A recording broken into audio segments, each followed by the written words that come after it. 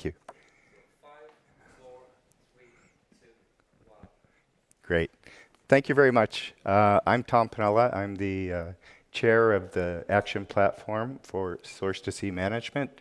It's a pleasure to see everyone here this afternoon at World Water Week 24. Today we're going to talk about a topic that's quite rife and on people's mind with Source to Sea. Certainly not the only important topic, but it's advancing international plastic pollution policy. And as a part of this session, we're going to have two panels discussing different but related issues. And the first panel, thematic panel, will be on pooling knowledge, challenges and solutions to address plastic pollution from source to sea, with the idea of understanding plastic pollution as a source to sea issue, which I think it is one of the more well-known and recognized, but certainly not the only one. The relation between plastics value chain and a source to sea issue, monitoring micro and macro plastics in the continuum of ecosystems from source to sea, challenges for scientific solutions, cooperation, cross-national boundaries, and innovative solutions. And then the second panel will look kind of at how do we drive action based on this knowledge and this understanding. And it'll look at strategies for an ambitious global plastics treaty, which we all know is under process. So it'll look at the challenges for international negotiations for the treaty, identifying frictions, and how we can find consensus, implementing global plastics treaty with a source to sea perspective, issues of the high seas, integrating wetlands and groundwater, making sure it's comprehensive, and challenges in funding for implementation of the plastics treaty. So it should be a great afternoon. We have a great lineup of speakers. To kick things off, I would like to introduce our keynote speech from Rémi Parmentier, who is the director of the Varda Group, who will be speaking online. Thank you. Hello. I suppose it's my turn to speak. So thank you very much, Tom, for the introduction, and thank you to the organizers for the opportunity to help setting the stage for this session on the need for inclusion of a source to sea management approach in the so-called UN Global Plastics Treaty, which is currently under negotiations. I am sorry that I can only join you remotely, but I'll do my best to stay for the Q&A session after the two panels. In accordance to the resolution adopted in 2022 by the fifth meeting of the UN Environment Assembly, the International Intergovernmental Negotiating Committee, INC, was convened to, and I quote, develop an international legally binding instrument on plastic pollution, including in the marine environment. The ocean has always been and remains a key driver of environmental action. The ocean inspires and unites us all. So the phrase, including in the marine environment, reflects not only the role played to mobilize public opinion and governments by shocking images of plastic waste stranded on beaches or floating in coastal waters and the open sea, or plastic garbage found in the stomachs of dead whales, turtles, and seabirds, and micro and nanoplastic particles in seafood. But we all live downstream, so preventing plastic from reaching the ocean is paramount, and it is also the responsibility of those living along and managing inland waters, including rivers and wetlands. And let's not forget also the plastic footprint from abandoned fishing gear and floating aggregating devices which are used by industrial tuna fishing fleets, as well as plastic lost at sea deliberately or not by shipping worldwide. Just as we are meeting today, the INC is also holding an intersessional meeting in Bangkok to brush up some technical issues before the 5th session of the INC, which will take place in Busan in the Republic of Korea at the end of November 2024. In accordance with the 2022 UN Environment Assembly resolution, Busan is supposed to be the last INC meeting, but it is too early to say whether the job will be completed there or whether more time will be needed. If negotiations conclude in Busan, there is a proposal to hold an early action conference in Lima, Peru, at the end of 2025 or the beginning of 2026, almost immediately after the signature of the treaty by a diplomatic conference without waiting for entry into force. There are basically two different approaches: a comprehensive approach whereby the legally binding instrument must address plastic proliferation broadly, including plastic production reduction, reuse systems, the elimination of hazardous polymers and chemicals of concern, and a financial mechanism to provide effective means of implementation. This is basically what the High Ambition Coalition, which is made up of 66 countries and co-chaired by Norway and Rwanda, is seeking. The High Ambition Coalition notes that plastic production has doubled in the last 20 years, and it warns that at current rates, it could triple by 2060. And if production triples, you can expect that large portions will continue to end up into the water and into the ocean. At the opposite, there is a smaller but influential group of so-called like-minded countries comprising Saudi Arabia, Bahrain, Cuba, India, Iran, and Russia, which are actively seeking to restrict the scope of the treaty to waste management only and oppose the notion that plastic production needs to be controlled and reduced at the source.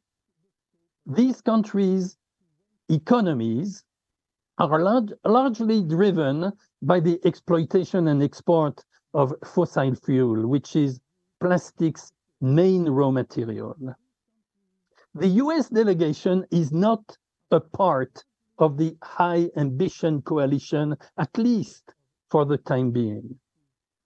They have, however, taken a stand in favor of the incorporation of strong reuse provisions, which are widely seen as a cornerstone for the treaty. In addition, there has been encouraging signs this month when the White House said that they would support global plastic reduction targets.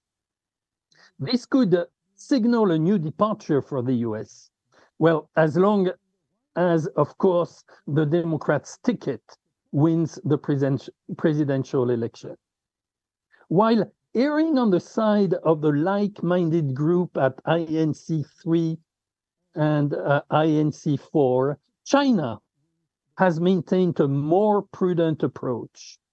Furthermore, at a summit between France President Emmanuel Macron and China's President Xi Jinping held in Paris in May, only a few days after INC4, a joint statement on reinforced cooperation on biodiversity and ocean between the two countries was issued, whereby, together with France, China, and I quote, commits to promote actively the reduction at the source of plastics production and use.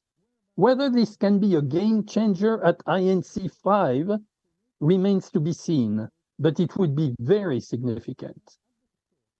Ripeness is a key ingredient of success for intergovernmental treaty negotiations always.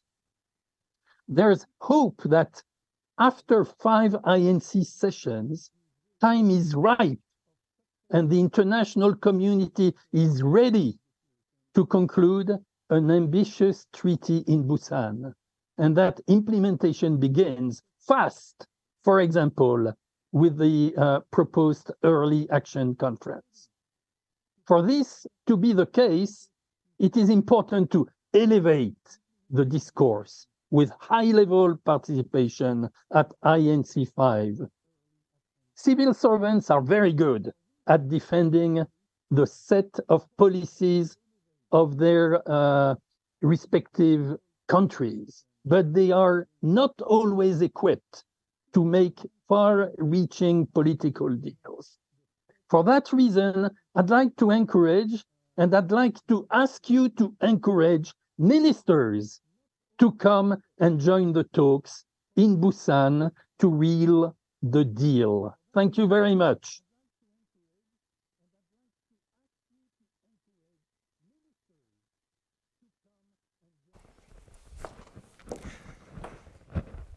Yeah, thank you very much, Remy. I think you set the scene on what's going on and the current players, their positions, which provides a great context for some more detailed discussion in the session here. Before we move on to the panels, I'm really pleased to introduce a representative from the World Youth Parliament for Water. This is Inessa Chelikovic. Do you want to come up and speak, please?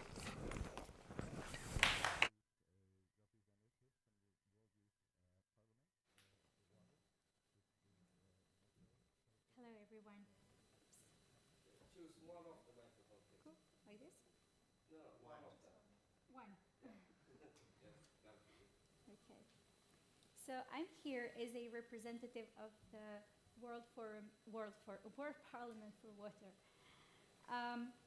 And in that regards, I would like to say thank you to the International Secretariat for Water and to the Swiss Agency for Development and Cooperation, as well as Artois Picardie Agency for Water, who made it possible for me to be here. The issue of plastic pollution in our waters is not only a concern, it is rather a crisis. But it is a crisis that youth mobilization can turn this into a cooperation between political actors and us youth who are trying to raise awareness. During the General Assembly of the World Youth Parliament for Water in Bali, we organized a concrete action. We cleaned up a local mangrove in Bali. And which was full, well, actually, the mangrove was full of plastic waste.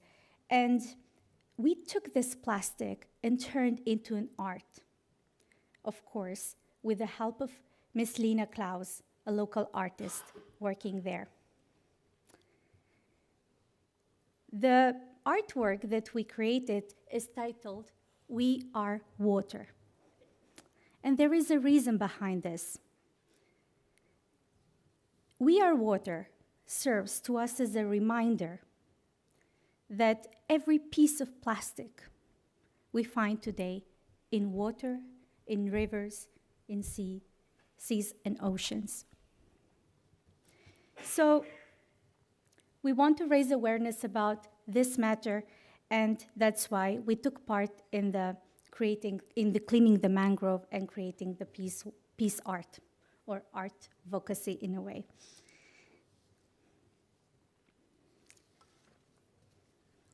But it's not enough only to raise awareness. We need action, and that is where the youth mobilization comes in. Often, we raise awareness about the problem or issue that we encounter, be it climate change, pollution, waste, and similar. But with this awareness, we're trying to inspire others to act and step in for similar activities and to involve youth. So for this activity, Ms. Lena Klaus did a planification for 2 months to involve 106 people to clean the mangroves and to organize the We Are Water art advocacy. So for 10 letters of the 325 centimeters, we were involved 106 people, and we cleaned up 7,328 sackets. That's 1 ton. About this issue, many articles were posted. We had quite a reach on social media, reports, views, actions, and that really made us proud of our initiative. So the next steps are to involve youth in more cooperations in the COP29, in the COP Plastic Treaty, in International Cooperation Forum, World Expo, and so on. This is why youth mobilization is more than just a participation, more than public awareness.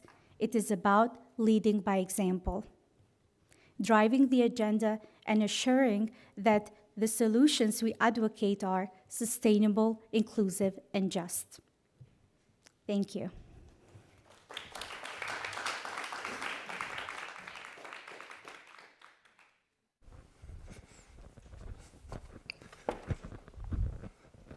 Thank you very much, Asana, for that great story and real commitment to action. And as one of my younger colleagues said, that youth is just not a checkbox, but it's a key player in all of the solutions. So I think it's a great example of that. So we'll start our first panel now. And what I'll do is turn it over to the moderator, Mr. Jose Pablo Murillo, program manager from CIWI, who will introduce the panelists. Jose?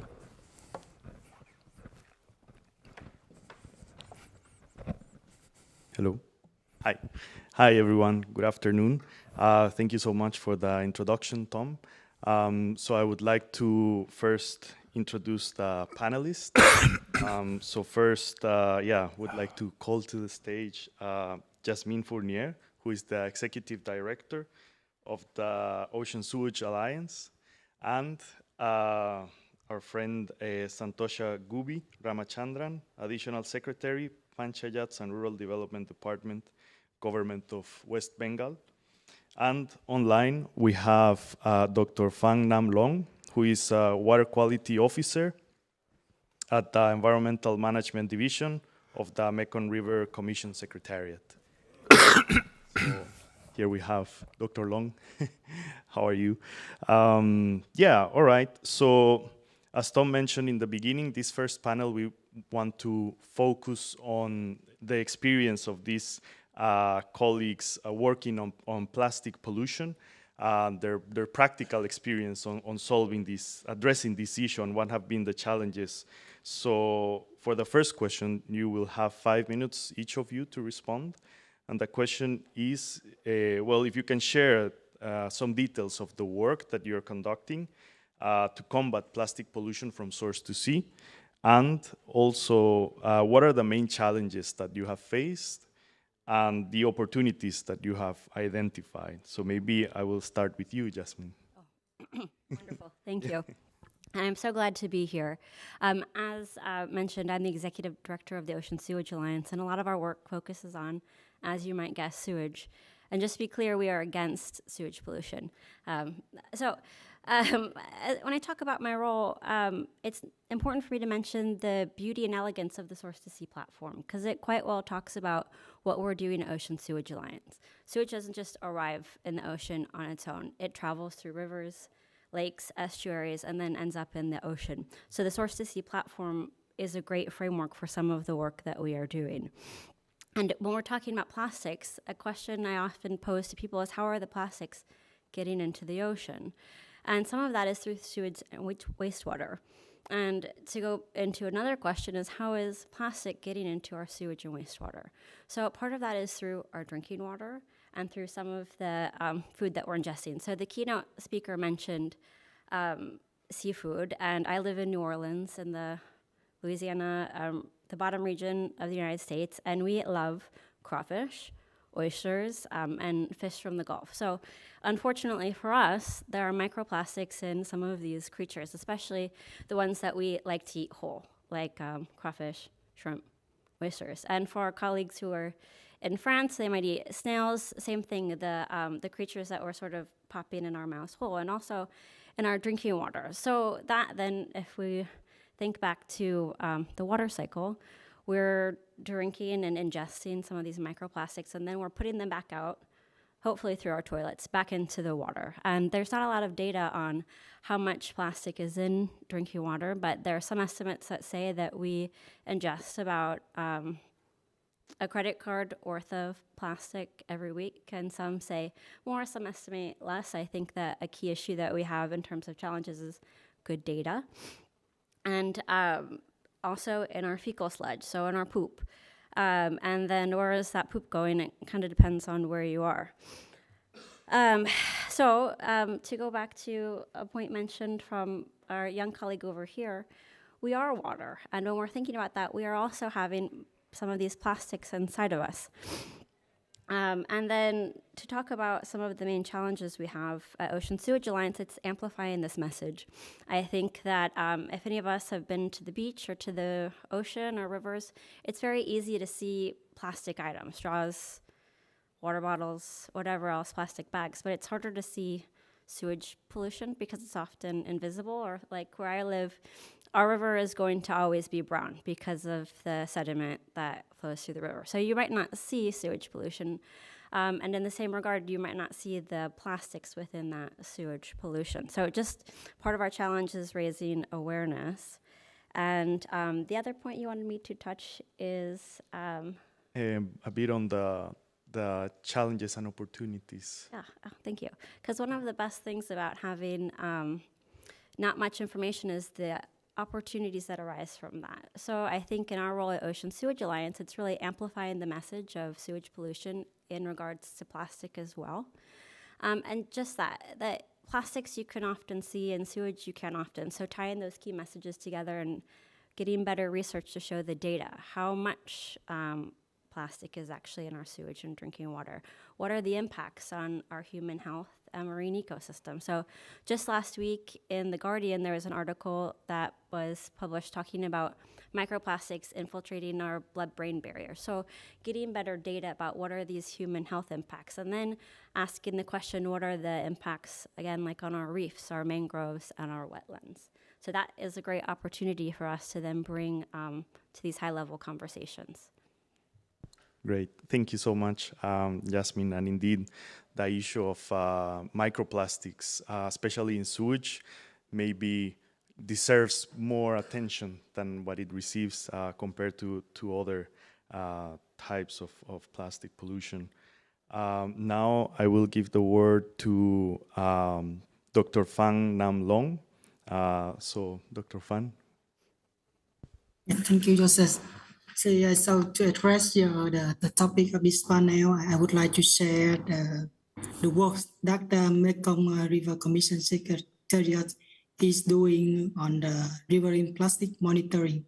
Actually, for the Mekong Commission, Mekong River Commission Secretariat, so our mandate to promote and coordinate the sustainable use of water and other resources in the lower Mekong Basin with 4 member countries, Cambodia, Laos, PDR, Thailand, and Vietnam.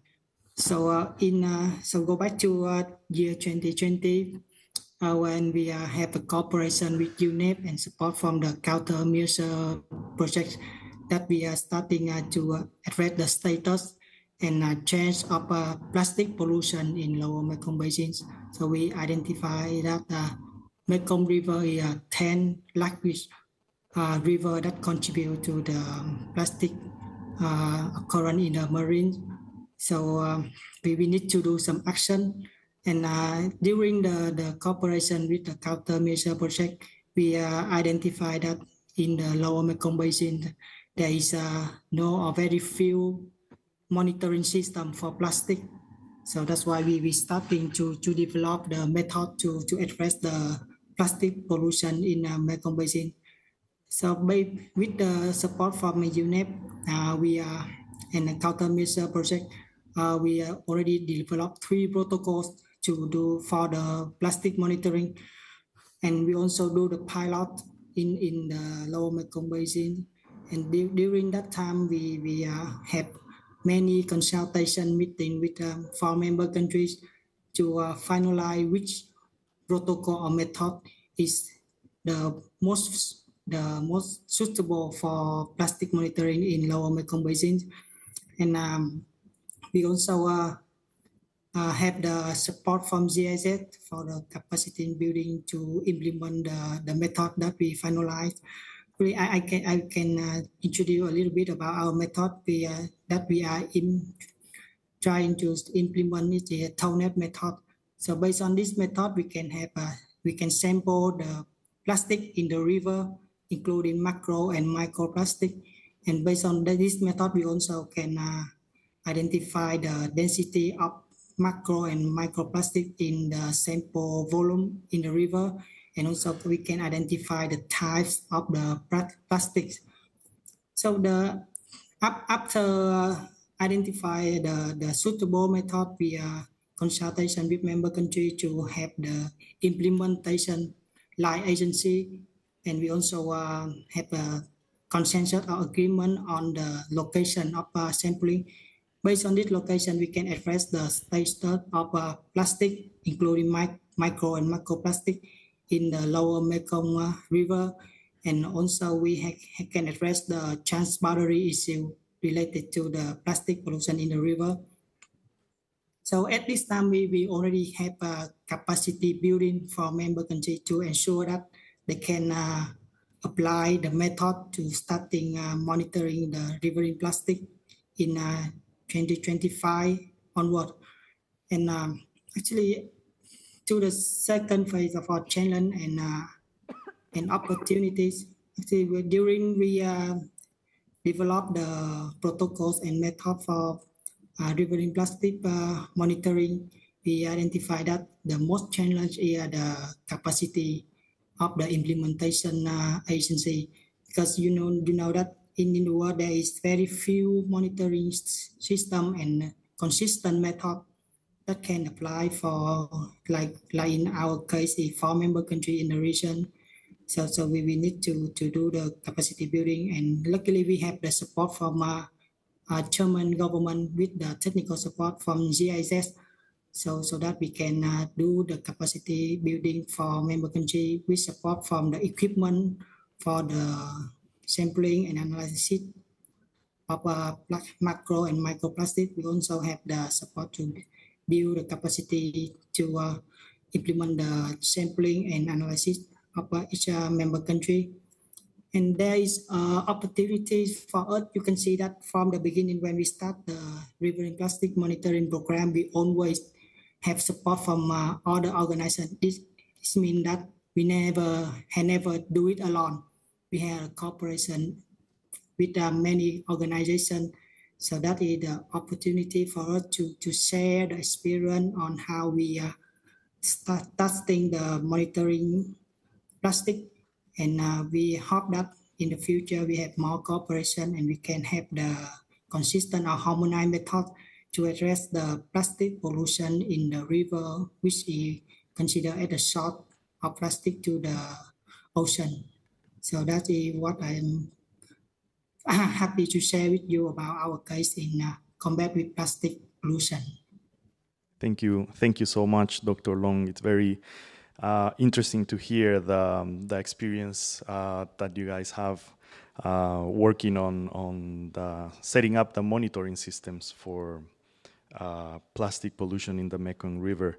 Now I will turn to Santosha, so please go ahead. Very good evening to everyone. I come from West Bengal state of India. So in West Bengal, we have a dazzling Himalayan mountains from where all the rivers starts flowing towards to the Bay of Bengal. I look after the rural sanitation program in the entire state of West Bengal. The population of the state is more than 10 million. And we have around 3,349 rural local bodies. So my job is to ensure a safe solid waste management unit in each and every rural local bodies. For that, we have provided electronic e-waste and biodegradable and plastic waste transportation vehicle to each and every rural local bodies. Apart from providing the e-carts, that is e-transportation vehicle, I have to ensure proper segregation of waste at each and every rural local bodies and every villages. So whatever the plastic that we are segregating at the source, it needs to be put into a proper dustbins or plastic collection cages in each and every villages. From then onwards, it has to come to the one central place in a cluster of villages. Say one rural local body has got around 10 to 15 villages. So all the solid waste and plastic waste that is coming from all the 10 to 15 villages, it will come to a material recovery facility center in a rural central place of the rural local bodies. From there onwards, whatever the waste, plastic waste that we are segregating, we'll try to sell it from the material recovery facility center, and whatever the plastic that is unsold in these material recovery facility center, again we'll transfer it to one common place in a block level. Block level includes around 15 to 20 rural local bodies, where the plastic is again, we'll use balers and so many other machines to process it and sell it to the recyclers. And this entire process, it involves like building a infrastructure and purchasing e-carts and vehicles in the entire state. And for that, from the Swachh Bharat Mission scheme, we have spent more than $70 million in the last 5 years. Apart from spending the money into this in creation of this asset, we need to have a strong legal backup so that whatever the waste that is produced from the source, it has to be segregated and transported. For that, we have already banned single-use plastic, but again the challenge is that it has to be used somewhere. Even after banning single-use plastic, but in the market, single-use plastics are available. So from the government, this year we have come up with a new policy that single-use plastic and many other plastics has to be utilized in the road construction work. So already we have used around 1,000 kilometer of road we have constructed using the plastic waste, and we are again planning around another 3,000 kilometer in this financial year. And apart from the government rules and regulation, we need to have a strong behavioral change mechanism. Unless we bring in the behavioral change in the people, it is very difficult to segregate the waste and recycle it. Because right from the place where it is being produced, people try to find a cheaper solution for the packaging material and transporting their waste. And apart from the people who produce it and the companies who produce it also, they also look for the cheaper packaging material. And again, the person who collects the plastic waste, so he'll collect the plastic whichever is useful and profitable. And single-use plastic and many other plastics which are all of no use, not profitable to him, we will not try to collect it and dispose it or use it for the recycling. So the challenge is that we have to bring in all stakeholders at one place.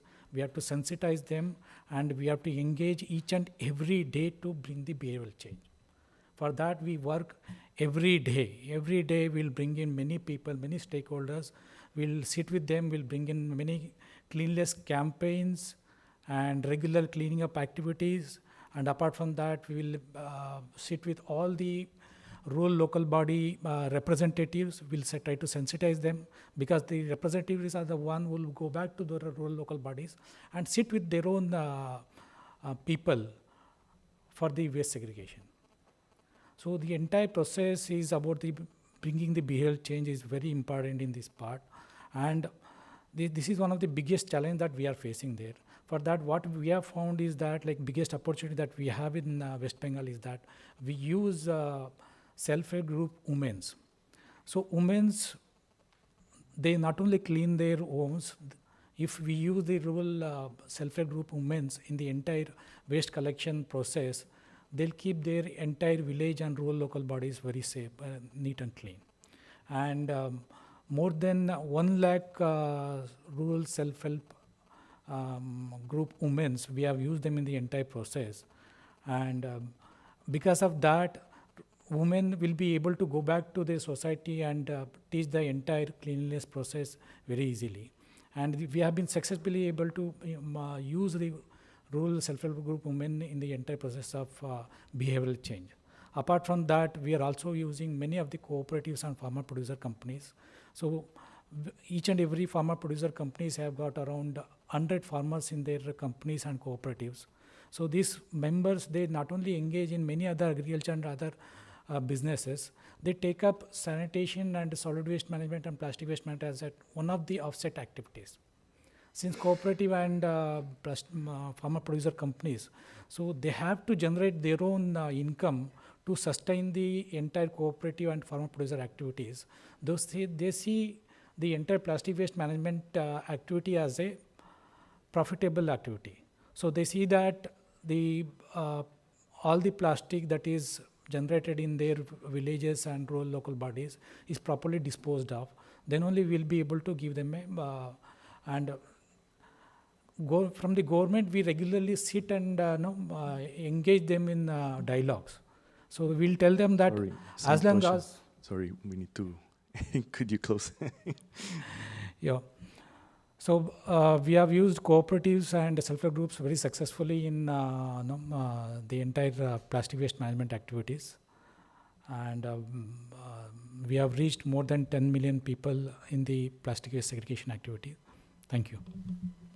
Thank you so much. Now, very briefly, in like 1 or 2 minutes, the second question, that if you can respond to this very briefly, as a practitioner on the field, what would you like to see in the Global Plastics Treaty that can support your work? Maybe Jasmine, go ahead. Sure. Well, it's great to dream. And I think what I would like to see is some sort of tariff or price to make plastics expensive and to pay for the downstream impacts. Like I mentioned before, and this keynote speaker did too, often our wastewater is someone else's drinking water. And that drinking water is then again someone else's wastewater. And as it gets further down towards the sea, it becomes part of coastal communities. So it's then fishermen who are using the fish and whatever from the area. So can we get a way to make it very expensive and then use those monies to pay for some cleanup? Great. Thank you so much. Dr. Long? Actually, we are doing the riparian plastic monitoring, so I hope that in the very near future we can have the standard for plastic concentration in the water. So based on that, we can address the level of pollution of the plastic.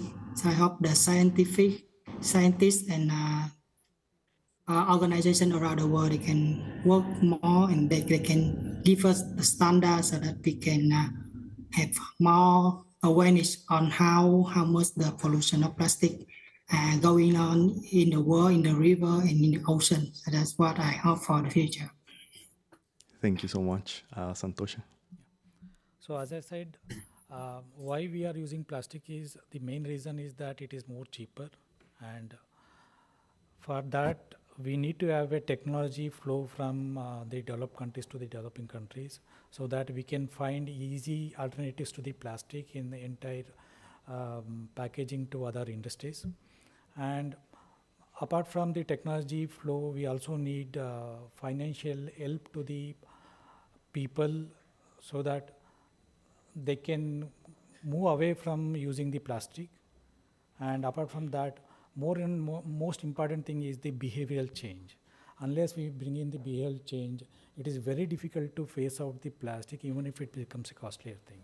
So entire the world and the treaty has to concentrate mainly on bringing the behavioral change. Thank you. Thank you so much. So I would like to ask for a round of applause for our panelists.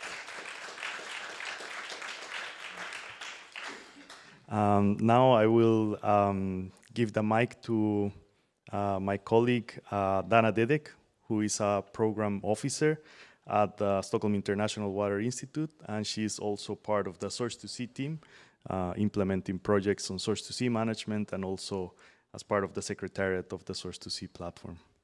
Thank you.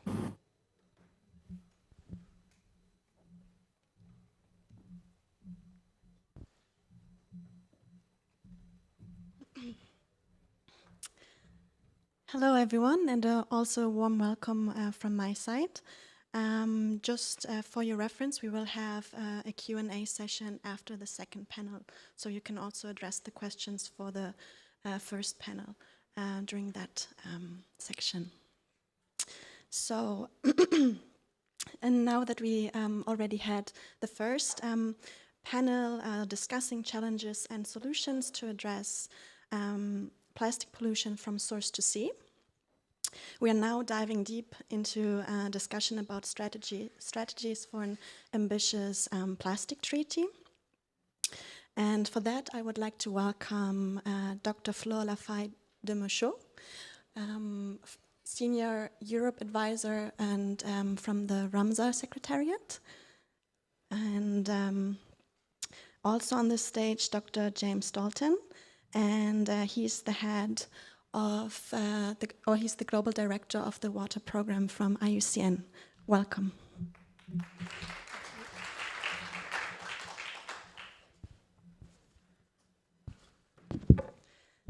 So, as our time for this panel is limited to discuss such a interesting or intriguing subject, I would like to address the first question to the both of you. Each of you has 3 to 4 minutes to answer for your reference. And yeah, please briefly share with us how your organization work relates to the Global Plastic Treaty, and what do you believe is the greatest opportunity and challenge of it? Flore, maybe you would like to start? Thank you, Dana, and good afternoon to everyone. Very pleased to be in that session that call attention on plastic issues in relation to water. And our convention, so I am Flore Lafay-de-Michaud at the Secretariat of the Ramsar Convention on Wetlands. Our convention dates back to 1971, and now it counts 172 contracting parties. So it's a convention that has seen emerging issues coming up, and plastic is now very much in the scene. It's just for maybe those who do not know well the convention.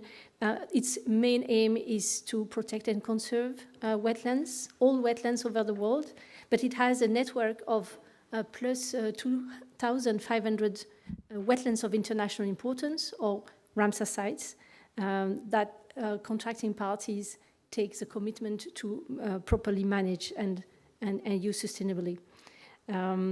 So, in fact, thanks to these echoes from the ground, we can see that plastic pollution has been a priority now in wetland management worldwide. We've heard Anissa mentioning what they found in the Bali mangrove. But this is really a concern that we can see in all settings, in all geographies, and even up to glacier, and not only in the marine environment. There was a recent study in Switzerland that they found plastic pollutions in the glacier because of air transport of the microplastics. And another study on the Lac Léman, the Geneva Lake, in 2021 had shown that an average of 7,600 particles of plastics from 0.3 to 5 millimeters were to be found per square meters of beach shores in that, along that lake. And they also a blue accumulation of microplastics in the fish of the lake. So it's really a pollution that has been everywhere. It's not only about pollution in water bodies and so on. It's also a simply blockage of drainage in urban settlements that can really amplify the vulnerability of communities because of risk of floods that are increased. So we've seen that the wetlands are really one of the most impacted ecosystems by the plastic pollution. You've heard, I guess, these figures that say that stocks of plastics currently in marine and aquatic ecosystem are estimated to 140 million tons, but there are projections that they would triple by 2060 to reach about 500 million tons then. So it's a problem that seems enormous now, but it may increase, it is bound to increase a lot in the coming years. So considering that impact of plastic pollution on biodiversity and human livelihood, really the outcome of the treaty negotiation are key for achieving the convention objectives. I would like to maybe mention that, of course, the wetlands are, I think you know about it, but they provide livelihoods for almost 1 billion people in the world. They help feeding the world, and the plastic pollution in wetlands then has immediate consequence on human health. So to conclude here, as a partner of UNEP, our convention considered that it is an important matter to be discussed with the national focal points of the Convention on Wetlands to really put the state of play and to garner support for them in this critical treaty process. Thank you. Thank you.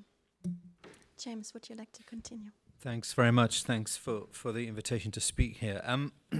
So IUCN, for those of you who don't know who we are a union of members of state and non-state actors, which both provides great opportunity to innovate and challenge and push for change, but it also means that you can sometimes get caught very much between a rock and a hard place in terms of what society wants relative to what states might want. And that puts us in both a unique position, but also at times a challenging one.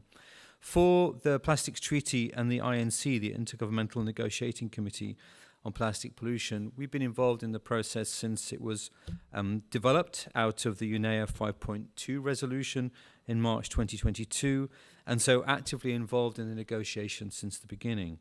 And our Scientific Commission on Environmental Law, one of our scientific advisory networks, helps us through that process by providing the support that we need as an institution. So we've actively been involved in helping the states negotiate their way through the INC, particularly 5 West African states, through a program supported by Norway called AfriPac, and also going forward with the US State Department on a program called EPIC, who is supporting us with that process of both reducing plastic pollution, but also through the negotiations. I think that there is good progress.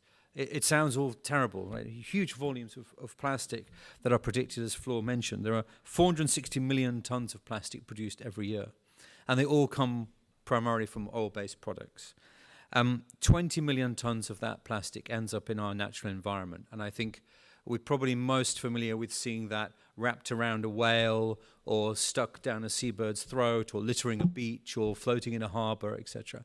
And the implications of that for human health and biodiversity impacts and economic loss is also huge. So there are many examples of how this looks terrible.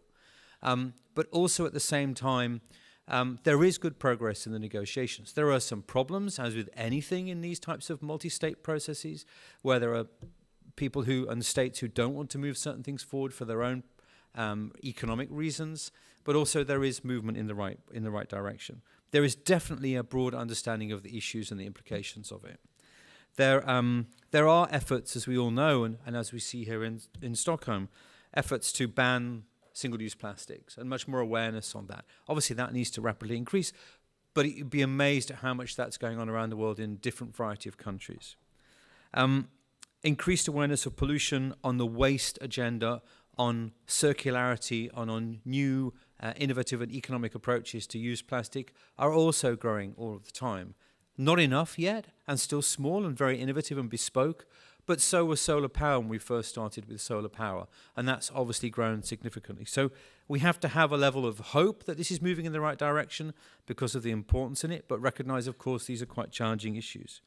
But I think also it raises the fact that there needs to be common approaches across all of the multilateral environmental agreements, because plastic affects all of the environmental agreements that we have. There are those on persistent organic pollutants, different types of chemicals, hazardous waste, etc. All of these are some of the chemicals that go into the production of different plastics. So there does need to be greater alignment across them so that we have a leveling up of these agreements and that they all move forward to try and also collectively raise and deal with plastic. And I think also just changing through production, using different products, increasing circularity, increasing reuse are all terribly important. And as a society, we all tend to know what we need to be doing. It just takes us time to get there. So there is good movement, but there's also a lot I think we can do and a lot more that we can do as a water community as well. I'll stop there. Thanks. Thank you, James. And building up on the previous question, and you also partially addressed it already, do you believe, James, that the current direction of the Global Plastic Treaty can adequately address plastic pollution from source to sea? I think that with any of these things, you have to. It's very hard to criticize the perfect, the good when you really want the perfect, right? And I think nothing's ever going to start perfectly. Things might start ideally. So I think we have to accept that the treaty is still going, the INC is still negotiating to get to a point of a treaty text that will then be agreed and negotiated with the states. So we're some way off that yet, but there is active work going on to try and solve some of these problems. There is a financing working group meeting this week in Bangkok looking at how do you mobilize finance to help countries invest in circularity and innovation and different approaches to both clean up plastic, reuse it, and reconstitute how they use plastic in their economies. So I think those are very positive steps. I think that what's interesting is that it seems to be landlocked countries that are raising attention to the role of plastic in freshwater more than coastal countries. Coastal countries see plastic on the beach or in the sea, and that's an issue for them to clean it up and figure that out from a coastal perspective. Landlocked countries know that everything that's going downstream into those countries is coming from them. So there's a level of, I think, awareness of that problem, is that if they are to stop the flow downstream of plastic, they need solutions themselves. And in many ways, it is very much a transboundary issue, right? Source to sea is a transboundary issue. You're talking about connected ecosystems, connected rivers. And therefore, it's one of those topics. It's how can we share and use our plastic better? How can we invest in systems that will improve circularity collectively as countries who share this river basin, who have this shared plastic problem, rather than figuring it out individually? And I think that also raises some of the same old arguments from a sort of political transboundary issue as well, but it also opens up the doors for greater economic trajectories, economic compliance, economic development together. And I think one of the interesting elements is also being able to look at trade. Who is importing plastic for what they need and who is exporting it? And therefore to try and nip in the bud some of these problems in terms of where plastic is produced and going is also an important element to look at from a sort of trade and WTO perspective, and also the subsidies that are in place that are supporting the use of plastic.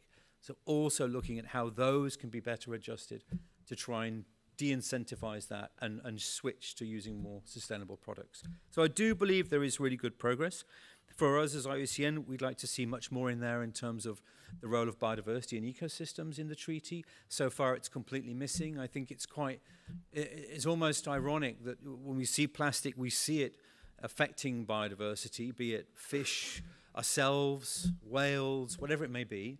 But that isn't specifically mentioned in the current draft texts, and yet we'd like to see that that's better recognized in terms of protecting biodiversity, because ultimately many of those things that we eat end up in ourselves, and then and obviously there's an impact on human health and other things. So there's a lot to do. There is progress, but with any of these things, it's about keeping your shoulder to the wheel and pressing on and influencing and trying to raise awareness with countries. Thank you, James. That was very insightful. Turning over to you, Flor. How can science be integrated in policy in the case of the global treaty on plastics? Thank you, Dana. I think it's a very important question because the range of disciplines and knowledge that has to be investigated and understood and also explained is very large in terms of plastic. We heard about pollution effects on human health and ecosystems, but also many chemical details on adjuvants, products, etc. And so this is quite a difficult question. And there are, in fact, many remaining gaps. I can tell more about the gaps concerning biota and microplastics effects on ecosystems. In fact, what we heard from countries or contributing parties is that it's very difficult to develop extra money to invest in those studies, in investigating the substances, also with the difficulty of analyzing the effects of, what the cocktail of substances that makes things even more difficult. And also the lack of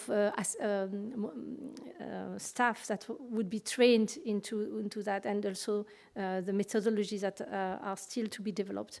So all this makes it very difficult, and in that sense, a global platform that would investigate those issues, a bit of the model of the IPBES and the IPCC, is now in the air, and it has been discussed. So. Another element that is also knowledge gaps is about the technical expertise and on the legal aspects, on what to be, in fact, within the treaty itself and what could be, in fact, left to further discussions that would need better science and better information to be able to agree on. And that is, I know, something that IUCN is, a legal commission is also helping to develop. So what stands currently out of the international work is that some parties have indicated that science policy bodies should be within the treaty as a subsidiary body.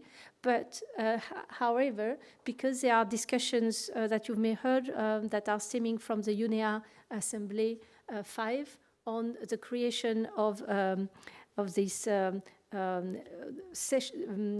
body dedicated to chemicals and to curb pollution, the one that Remy, I think, mentioned, or Tom. I think that the idea is that perhaps that body would be the right platform to deal with all science regarding plastics. Thank you. Thank you, Flo. Having now heard about your views on the opportunities and challenges of the plastic treaty, as well as how science can be or may be integrated into the process, what would be your main recommendations to assure that an ambitious global plastics treaty is achieved that addresses plastic pollution from source to sea, to the both of you? James, I open the floor to you. I think in an ideal world, what I'd like to see come out of this is regulation that's not about being punitive to the production of plastic, because we've all partake for the last 50 years, this product, right? It's revolutionized our economies in many ways.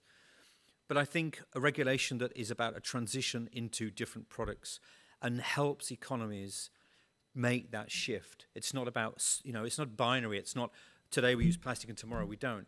It's what's that transition and shift, and how do we finance and make that process work so that we can actually use the innovation and energy that is out there in countries. Many countries have already got companies and startups who are trying to recycle plastic and look at alternative approaches to packaging and things like that. So that needs to be harnessed and grown so that we actually make that the new future rather than just still boutique. I think technology and using tech to both identify where plastic is and then look to remove it. It's in our soils. You know, it is microgranulated in our agricultural soils. I mean, we can't get rid of that. We have to go through a process of 30, 40 years of repair, reduction, change, to be able to remove it and cope with it and understand where it is. So we need technology to help us with that. And that's moving in the right direction, but of course with everything, you want it to be faster. Circularity in terms of being able to use plastic and reuse it and repurpose it, and use it in a way that means it doesn't leak out of the way that we use it in our economies. And then financing is it's all going to cost. And ultimately, these are not costs you can immediately pass on to the consumer, especially in many countries where this is a real challenge and where actually, you cannot put those costs onto consumers. They just can't afford it. So ways of being able to actually transition the costs of that through different financing structures, both concessional finance, different loans, different ways of dealing with it, so that you can actually get funds flowing in the right place, the right direction to deal with this urgently as well. I mean, as Flor said at the beginning, these numbers are, we're going to triple in the next few years, and really we need to be reducing a third every decade at the moment. So I think those are the things I'd really like to see. They probably won't be anywhere near it. Financing will be, and the regulatory side is going to be taken down to each individual country and how they cope with it. The tech is an opportunity for business, and the circularity will hopefully come. But those are the sort of four main areas. Thank you, James. Flor? Thank you, Dan. To me, I think the question of the full life cycle of plastics is really an issue that has been identified, as clearly put on the table. And to me, it's very much linked to this source-to-sea approach and concept, because it's a source to see in a way of the life of the plastics, but it's so geographically from that all ecosystems are considered, not only the receptacle as marine one, but also the upstream ones, as we mentioned, all the wetlands. And in that regard, we are interested in this move to support. We heard that some parties also support that idea of bringing biodiversity more into the treaty more explicitly. What we think also is that the treaty should really have this consideration for time. So considering the legacy of the plastic pollution, not only looking forward, but also considering what is already there, and to also have this consideration for building capacities to minimize mismanagement of plastics in the future. So all the issues around workers and capacity building in countries is also already tackled, I think, in the negotiations, but we don't know yet where it will end. So thank you. And with that, thank you to our panelists for this very intriguing and fruitful discussion. Thank you. And I would like to turn over to our chair of the session, Tom Pennella. Yeah, thank you everyone very much for a great intervention, wide-ranging, different perspectives. So now this is really the Q&A section, and I don't know if we have people with mics to go around, but really I'm sure the audience has some questions here. I have some of my own, but I think probably, I can borrow this mic and I can be the person who does it. Does somebody have super. Want to ask a question to any one of the panelists? I could ask the panelists to come up and stand, and maybe that will inspire you a bit and make you remember some of their interventions.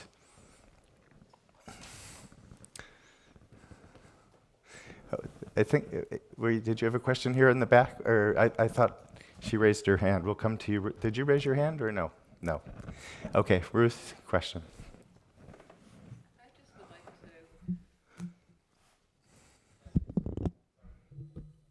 to. Okay, I would just like to ask if there's a way to bring together the two levels that were just presented, the negotiations with the INC at the global level, which will be signed at national governments, and then we've got people here that are working more at the regional or local levels, and I'm just curious how do we bring these together, because for instance, you were speaking very strongly about the need for behavior change and such, and then I also kind of hear something similar coming from James at the global level. So, yeah, any thoughts about how we build a bridge to pull from our theme this week between these two levels that were presented? Thank you.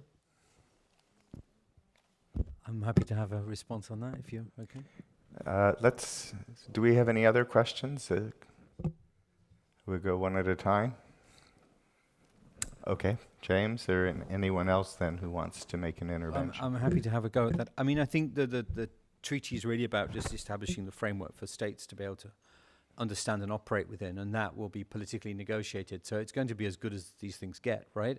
But I think that the things that are happening on the ground should be accelerated, and provided that there is investment and the abilities for these things to function, in many ways they will probably lead the way.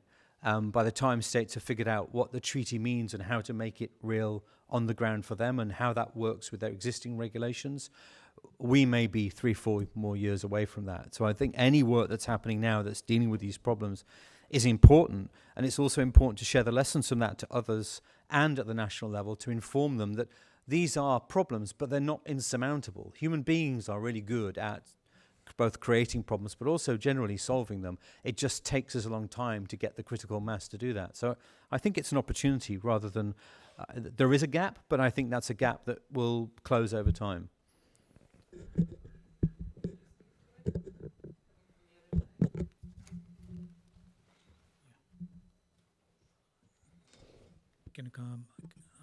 Can you spell your question again? Yeah, so basically we heard about this very high-level plastics treaty, trying to put macro framework in place, regulations, but we heard from you, also the gentleman from Vietnam, you're working very much at the community level, and much of this work to make the plastics treaty work has to be done at the community level.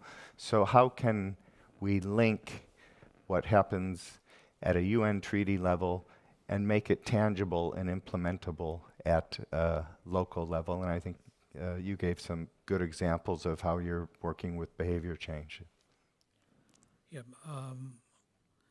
See, the problem that we are addressing for the behavioral change is at the local level now.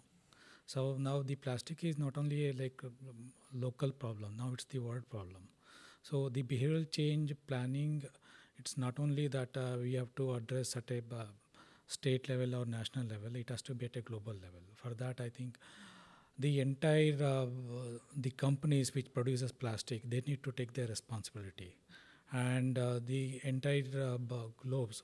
So they all start acting towards the behavioral change. And for that, financial support is needed. And that, I think, the treaty has to ensure it. So a lot of financial support for the day-to-day behavioral change has to be there. Can I have a comment as well? I think that this is a great platform to bring a lot of voices together, and I think in the same regard, making sure that voices from communities are heard at those treaties, less so than the loud voices of the oil and gas lobbies, because they're often there advocating for their own cause. So just to make sure that there are other voices there as well. Okay. Yeah. Can I just add something to that as well, Tom? Is that right? That's fine. Okay, just one thing that I've completely forgot about, and I think you guys just triggered my declining memory, is that there are these producer responsibility tools that are out there, these they're called EPRs, which are really these structures to see how producers of plastic have a certain level of responsibility as to where that plastic ends up. Now, there are guidelines from OECD, there are local guidelines. I doubt that these things will be inculcated into a treaty. That's going to be too big an ask. But I do think that being much more aware of where the plastic is coming from and who is producing it is an important issue for local communities and local organizations and municipalities to be far more aware of why we're still cleaning up the same old plastic. Why are we doing with single-use topics? You know, these sorts of things, and improving that awareness to understand, okay, let's approach the companies who are producing this, or the supply chains or value chains, wherever your entry point is, and understand how can this be stopped, how can this be improved.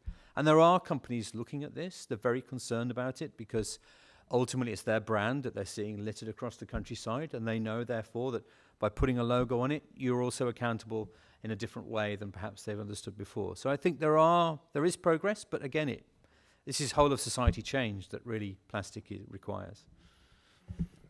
I may just share a last comment on the fact that once a treaty will be signed, I think there will be extra efforts to deliver information, awareness and consultation within the usual networks, for example, in the water sector and in the water world, to let people know about this treaty and the consequences and how people could implement it. I think this would require specific efforts and follow-up from some organizations that are already in charge of dealing with communication and awareness and spread of the knowledge. So I guess many partners here in this room may work on in this regard. Thanks. Yeah. Okay. Do we have any other question? If here in the back, and I then have one question.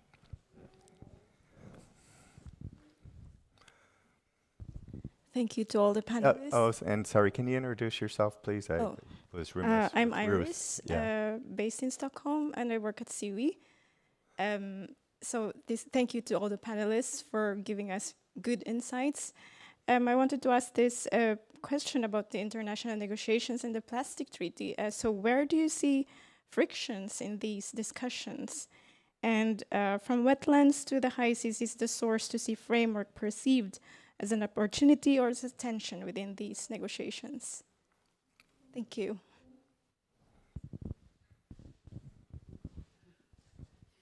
Well, it's a tricky question to answer in terms of where the friction's like. I am not directly involved in the IC negotiations, but my colleagues are.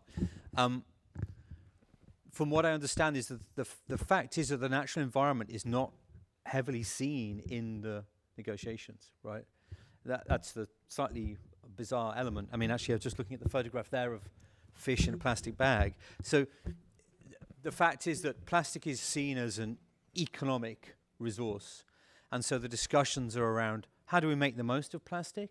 How do we make recycling and reuse part of a future economy? But also how do we limit the impact of suddenly stopping plastic, because it does come from oil. It's an oil-based product, right? So it does have implications on certain countries. So that's where I think that the majority of the issues lie. And other countries that are not oil-producing nations who are coping with plastic pollution, that's where there are tensions in terms of, to a certain extent, it's the same old argument. The wealthier countries producing oil are the ones who are, to a certain extent, calling some of the shots. Not all of them, to be fair, and they are trying to move things forward, but there are some fairly traditional groupings. On where things like source to sea and water management fit, sadly, not very high up the agenda. There is increasing awareness, and as I said, some of these landlocked countries are much more concerned about this because they are the ones that are producing it that's flowing literally downstream. But water is, I don't personally think yet we have translated what water management can do into an operational approach specifically for plastic pollution. It's a complicated issue. I think we need to look at it more from both a solid waste, but it has all these microplastics and human health implications. So that we need more depth and granularity in our own understanding about what our offering is, but also we need to be able to communicate this much more to countries who, in the negotiations, these are not water management experts. They are lawyers, and so a bit like UNFCCC, and we're 29 COPs in now, right? And we still haven't solved that problem. So it's a massive capacity gaps on a topic that no one really knows that much about. So, and that's also a reflection on us as a water community to upskill ourselves in that space and engage in a way that is potentially more impactful in a space that doesn't really understand the type of things that we do. Thanks. I just have one question that didn't really come up. James addressed it, is in the discussion of reducing plastics and the treaty itself, they're going to be winners and losers. And, how are you going to have, quote, a just transition to a plastic, I don't want to say free world, but I mean, it's anywhere from the producers. But I mean, I don't know how many of you live in developing countries. You go to not 7-Eleven, but the village store, everything is sold in a sachet because the people living there can't afford to buy a bottle of shampoo. They can only afford a sachet, and it's, creating a huge plastic waste. But these people are poor, and their lives could be affected.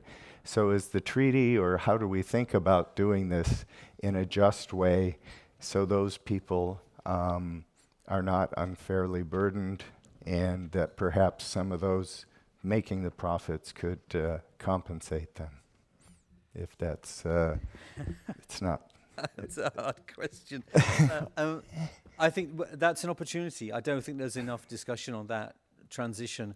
There is this work on financing, which is looking at mobilizing international finance, looking at how to mobilize domestic finance and concessional finance and other ways to put money into countries who will face those challenges, who have those poverty levels mean that plastic is easier than an alternative.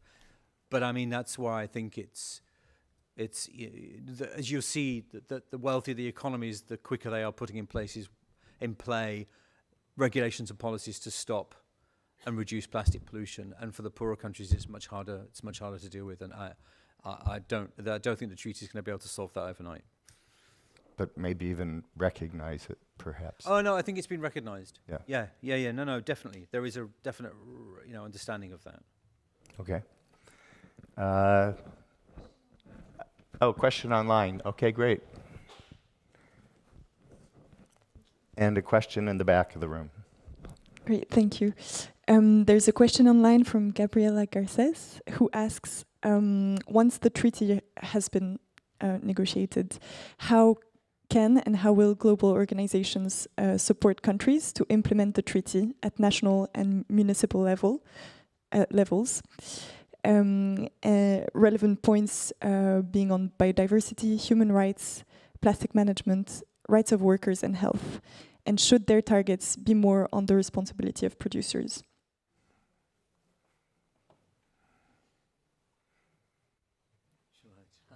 I don't know.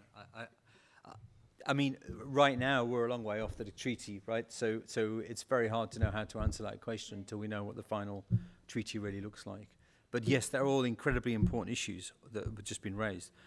This is the thing with plastic, is it triggers all of these topics, and I think really it's up for international institutions to upskill in dealing with plastic, and working with countries to understand what the capacities they have and what their interests are with respect to dealing with a new plastic economy in the future. I mean, I mentioned the financing last time. There are discussions with the World Bank on funding mechanisms to deal with this for countries. The BBNJ, the Oceans Treaty, also has access some finance recently from the GEF mobilized to try and raise plastics within that treaty as well as another mechanism of dealing with this. Under future discussions, this financing working group this week, we hope that there will be other things moving forward in terms of how to, accelerate finance. And in terms of, those financiers who want to innovate and invest in startups and new topics and new ideas, plastic is one of those areas that they are interested in. Some of them are falling over to get into. It's just there's not a critical mass yet of capacities to do that. But I don't know yet what it's going to look like, so I can't say how the international community of institutions will be able to respond to it fully, and how the countries will be able to interpret it and make it real for them at the national level. Okay, and we had one last question here, and then we're going to have to close it off, I think. Thanks. Thank you for this amazing session. I'm Sumbul from the Pacific Institute. My question is around, I want to go back to the behavior change point, Santosh, that you made. I think great point on how strong behavior change mechanism ensure waste segregation at source. I just wanted to, you mentioned self-help groups by women, and then you also mentioned waste collectors, meetings, and just bringing them together to ensure that this behavior change happens. I just wanted to understand what's the incentivization that you provide to these women self-help groups to make sure that this behavior change sustains for a long time.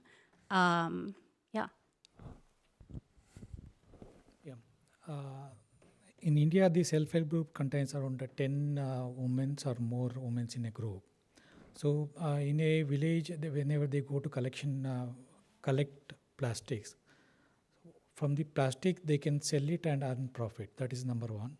And number two, so they can collect user fee from the household for collecting the plastic. And also from the market, they'll have a differential rate for collecting the plastic. So from both these activities, they'll get a lot of, their activity will be incentivized. And apart from that, from the government side, whenever we use them for the awareness generation activities, so we'll be paying certain amount of money for conducting the awareness activities. Okay, great. Thanks, everyone. So 2 final points. One, I'd like to ask our panelists just to stay on the side so we can have a group photo after the final speaker. But if you want to just wait over there, and then we can come up when the concluding remarks, takeaways are made. And I'd like to introduce Ms. Veronica Manfredi, Director of Environment C, Zero Pollution of the European Commission Directorate General for Environment. Thank you so much for being here.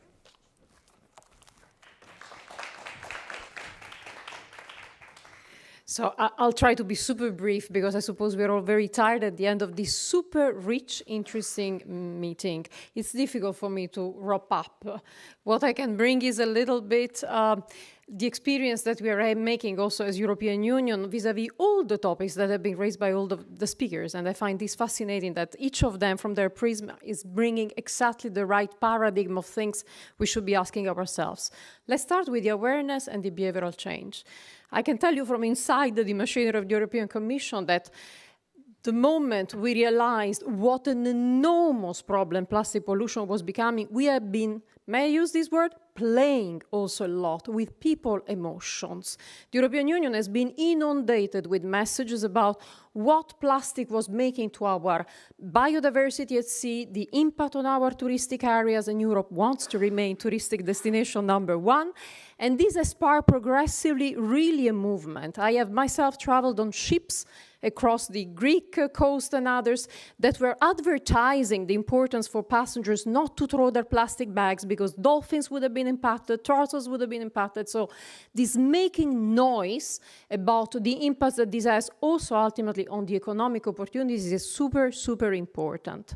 We have issued at a certain point in time a piece of regulation to make sure that fishermen felt also the responsibility of bringing back all this, plastic litter that they were fishing instead of fishes at sea. And this is, of course, economic loss for their activities, but ultimately also with some level of rewards for being, for being managers of a problem. But it's not just emotions, of course. You need regulation. And this is something I really want to stress. The experience has shown that for how good our intentions are, you need really very clear rules of the games. And the European Union has, over the years, been putting in place indeed rules to secure that on the one hand, industrial production is more attentive to limit microplastic emissions. On the sewage side of things, you might have noticed that over the last mandate, over the last mandate of the European Commission, there has been a new revision adopted of the Urban Wastewater Treatment Directive, precisely because we see all this sewage problem coming from insufficiently treated municipal waste, so it's important to have better treatment. But of course, the problem is really to try and avoid pollution at source. And here we enter into the field of the alternatives. I believe that continuing to allow so much plastic precisely in those poorer areas where apparently the plastic is the cheaper solution is really not the way to go. We are killing so much of the traditional handicraft, which has existed forever. I mean, if you ask any of your grandparents who has been going through the war, and unfortunately war is so much back across our world, they were not using plastic, and they had so many other alternatives at disposal to still get what they needed. And I mean, India, textiles, clay, so many things that are actually there in the tradition of these countries that could be revamped. And may I tell you one thing? Once the European Union adopted the Single-Use Plastic Directive, banning de facto a number of most commonly found items on our beach, cotton buds, etc., in the space of a few months, we all started witnessing that our supermarket, our shops were simply providing alternatives in papers, in carton, and so on. So I think there is sufficient creativity out there to do the right thing, changing the way we do it. And finally, maybe one thing that we have not been saying, but you know, this picture here seems to point to the fact that there is only a pollution problem. Not at all. You know what happens here? You are actually reducing the availability of water. And we are here at the World Water Week, talking about water scarcity, water stress in general, of course, also floods and so on. But every single one of these species, small, big, that basically is not getting the level of oxygenation and, of course, the proper life cycle it should have because of this pollution, ultimately is reducing the entire oxygenation of the marine ecosystem, over close to 90% of our water surface, hence the transpiration of water, hence the evaporation, hence the entire water cycle. So let's never forget, behind plastic, it's actually the entire water quantity as well. And when you speak quantity, I can tell you industries are much more attentive. So let's play that card as well. And thanks again for the very, very inspiring session.